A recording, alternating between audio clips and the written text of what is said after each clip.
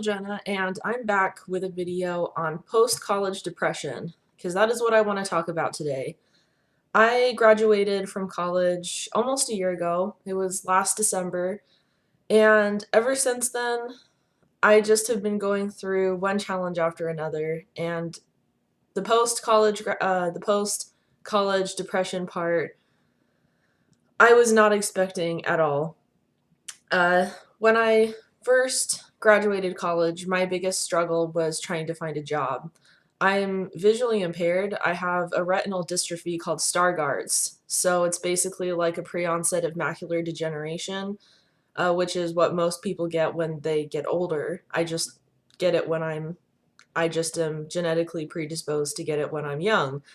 And so I have no central vision, and I use my peripheral vision mostly to see things, but it's really difficult for me to do things like read and, like even just as a very simple retail job working on a register, it's difficult for me to work with money and uh to work in an environment where I have to use my eyesight to read like really fine print things or to see small details and things.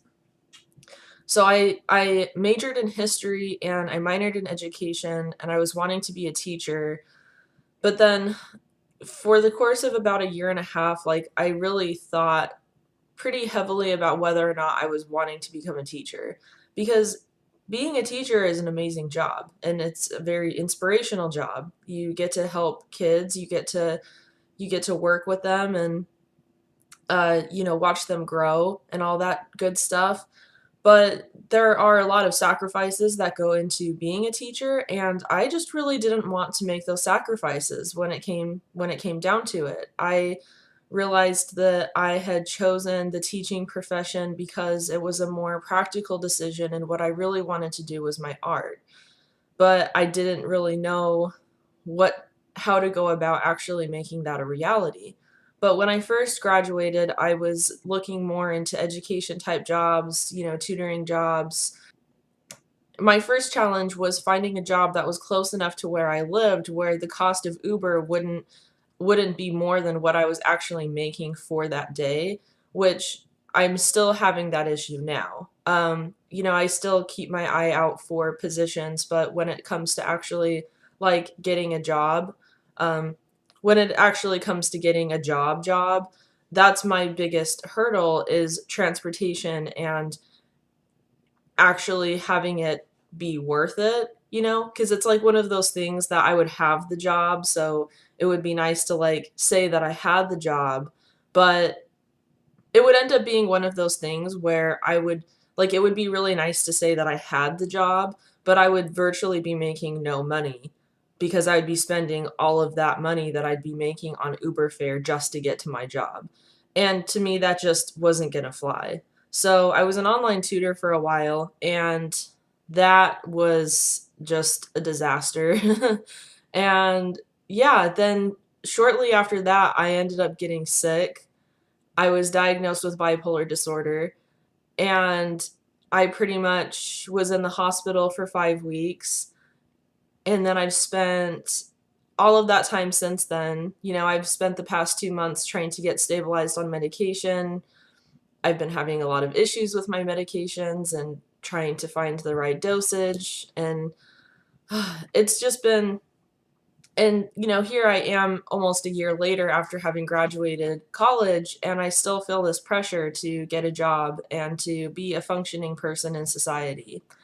And it's insanely stressful, not only because of my eyesight, and then now because I'm bipolar, and now I have to make sure that or I guess I should like reframe that. I was bipolar before, I just didn't know it. But now that I know, I have to make sure that my medications and my moods and all of those things are in sync with each other so that I actually can function.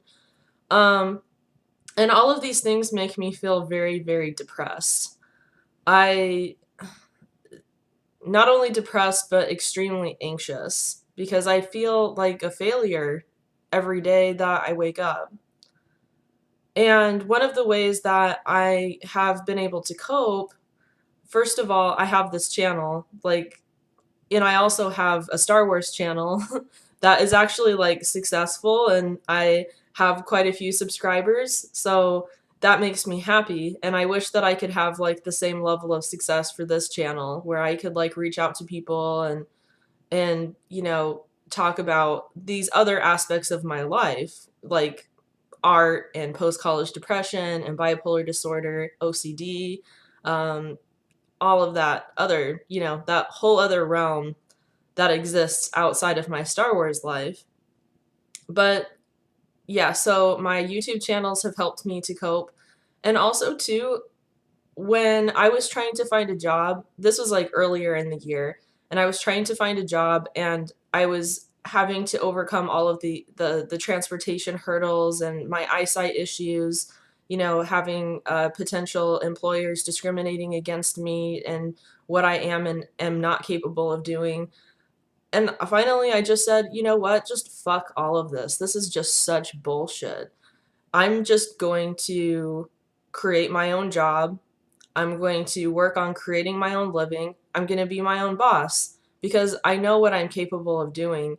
And the things that I struggle with, I work really hard to try to overcome those obstacles and find ways around it that maybe a potential employer wouldn't necessarily approve of. So, I had started a graphic novel, which is my Hades and Persephone project. I had started that like right after I had graduated college. And so I thought, I feel really passionately about taking these stories and bringing them to life, but I want to take that further and be like a freelance illustrator. Um, I want to create artistic jewelry and I really kind of want to just be creative in as many avenues as I possibly can and try to put that out there as a way of, and then have that be my job and what I do. And so I've been pretty much working on that all year, and I have had some success with it. I've had some projects like where I've had some like commissions where I work on projects for people and then they pay me. I've sold some jewelry, and I've sold flower vases that I've repurposed and with polymer clay and turned it into this like really cool artistic design. So I've had like success with it, but at the same time, I feel like I wake up every single day and I work on my graphic novel and I work on all of these things and I plan on going to events and participating as a vendor. And it's so stressful because like you don't know whether or not like you're going to put all of this work into it, and then there isn't a guarantee that you're going to get a reward from that. And so sometimes that can also be very difficult and depressing to wake up every day and to work super hard at what you love to do, but then not knowing if anything's going to ever come of it. And I'm pretty sure that what I'm experiencing and what I'm feeling just with what I'm trying to do is similar to someone who graduated college thinking that they were going to like have a very specific type of job, and then the job that they get is like way down here when they want to be at the top of the ladder, and they have to spend all of this time working really hard to get to the top to where they want to be. And so I know that like I think that I would say that the biggest challenge like when you graduate from college is that you sort of like you've had so much anticipation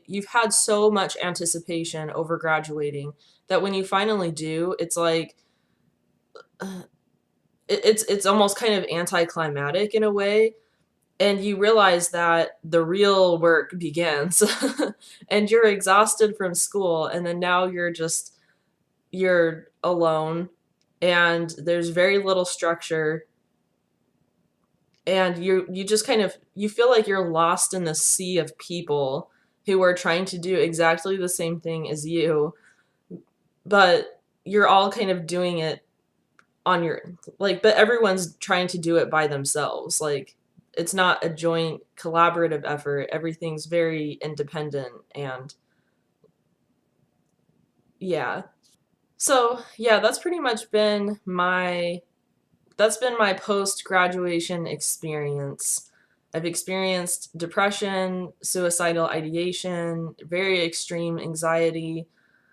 I've had health issues. I've um, been diagnosed with mental illness. And kind of in the midst of it all, I'm just trying to keep trucking along, doing my thing. Other things that help too. I wake up every morning and I make sure that I get dressed up nice and I do my hair and I try to do stuff with my makeup, and when I do work on my graphic novel, I go outside to do it. I go to local coffee shops and um, different lounges and stuff that play cool music, and or sometimes I meet like the most fascinating, quirky people ever, and they totally make my day. So sometimes, a lot of it is about finding joy in like the small things. And that sounds really cliche, I know. But it's true. Like if you can just find joy in meeting quirky people off of the street, or going into a coffee shop every day and getting to know the people who work there and then becoming very familiar with them. So that way, even though you're not like best friends with them, like you at least feel like they're a part of your community. Or simple things like getting up and paying attention to your personal hygiene and your appearance, or having outlets to express yourself like YouTube or Twitter or Instagram or whatever. So, yeah, that's been my experience in a nutshell, and I'm just continuing to persevere and persist with my goals, even if sometimes it doesn't feel like I'm going to get like that instant gratification. Maybe that's just the millennial in me. Like maybe as a millennial, I just expect that things are going to happen like automatically, and they're not, which happens for most people. But yeah, okay. Anyway, enough of my rambling. Thank you so much for watching this video, and I hope that you have a fantastic day. Bye!